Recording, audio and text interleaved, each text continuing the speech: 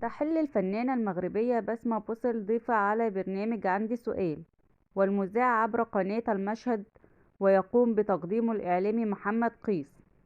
وطرحت القناة العارضة للبرنامج برومو الحلقة، والتي ظهرت فيه بسمة بوسل وهي تقول: أنا كنت في سن صغير قوي والحب أبهرني وأعماني وخسرت نفسي، أنا مش عايزة أعيط. وتابعت بسمة بوسل خلال البرومو قائلة: حياتي اتدمرت وأبويا قبل ما يموت قالي أنا نفسي أشوفك يوم سعيدة. وتابعت بسمة بوسل: أنا أبويا لو ما كانش عايش أنا كنت انتحرت. وكانت الفنانة بسمة بوسل قد روجت لأغنيتها الجديدة التي تحمل اسم لأ ثواني بعد طرحها قبل يومين على منصات الموسيقى المختلفة. ونشرت بسمة بوسل عبر ستوري حسابها الرسمي بتطبيق انستجرام بوستر أغنية لا ثواني بعد طرحها على منصة سبوتيفاي للموسيقى. وتحدثت بسمة بوسل عند سؤالها عن أهم النعم التي تمتلكها في حياتها. أكدت بسمة أن الأمومة تأتي في المرتبة الأولى، حيث وصفتها بأنها أكبر نعمة رزقها الله بها. ترى بسمة أن وجود أطفالها في حياتها ليس مجرد مسؤولية، بل هو تجربة روحانية وإنسانية غيرت نظرتها للحياة وجعلتها أكثر وعيا ونضجا. إلى جانب الأمومة، عبرت بسمة عن امتنانها للعائلة الداعمة والأصدقاء الحقيقيين الذين كانوا إلى جانبها في أصعب اللحظات. كما لم تخف امتنانها لصحتها، فبرأيها الصحة هي من أهم النعم التي يجب على الإنسان الحفاظ عليها وعدم إهمالها.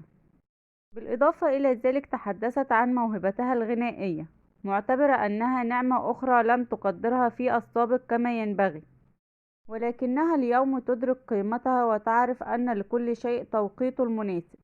ترى بسمة أن الحياة أحيانا تأخذ الإنسان في مسارات مختلفة عن أحلامه الأصلية، لكنه في النهاية يعود إلى نفسه الحقيقية التي استمع إلى صوته الداخلي.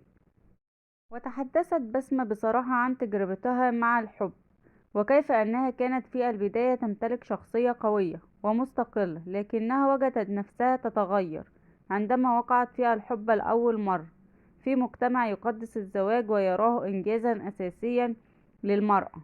تأثرت بسمة بهذه الفكرة وظنت أن الحب يعني التضحية المطلقة، حتى لو كان ذلك على حساب نفسها. وصفت كيف أنها في مرحلة معينة لم تعد تعرف من هي، لأنها كانت تحاول باستمرار أن تتكيف مع متطلبات الحب والعلاقة التي كانت فيها. لم تدرك في البداية أن الحب الحقيقي لا يجب أن يلغي شخصية الإنسان، بل يجب أن يعززها ويدعمها. بعد سنوات، توصلت إلى قناعة بأن الحب الأعمى الذي يجعل المرأة تضحي بنفسها بشكل كامل هو حب غير صحي، بل يجب أن يكون هناك توازن بين العطاء والحفاظ على الهوية الشخصية.